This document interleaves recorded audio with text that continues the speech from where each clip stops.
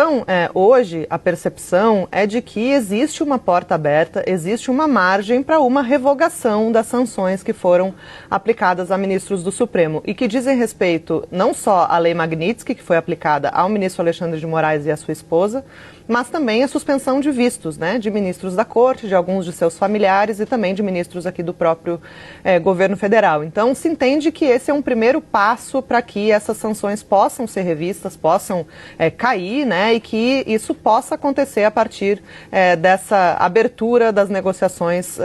que ficou acordada aí entre os presidentes Lula e Donald Trump. Com isso, Ju, o que no STF tem se dito é que talvez essa questão se resolva sem que seja necessário o Supremo de fato julgar aquela ação que foi ajuizada pelo PT e que questiona a aplicabilidade da Lei Magnitsky aqui no Brasil. Claro que no calor dos acontecimentos, né, a base do governo acionou o Supremo para tentar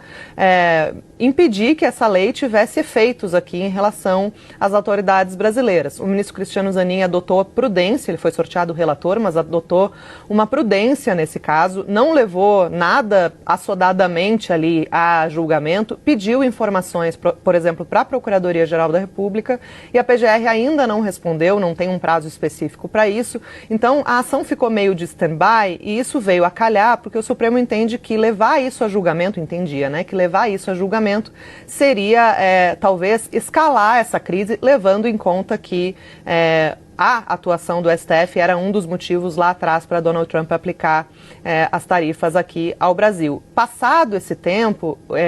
essa avaliação de que o STF virou um problema secundário para Trump, ela vem diante do fato de que esses gestos de Trump em relação ao Brasil, se dispondo ali a conversar com Lula, os dois presidentes colocando seus intermediários primeiro para conversar e agora efetivamente aí nesse tete-a-tete, isso aconteceu depois que o ex-presidente Jair Bolsonaro foi condenado pela primeira turma do Supremo. Então, se realmente Trump estivesse preocupado com a alegação de perseguição política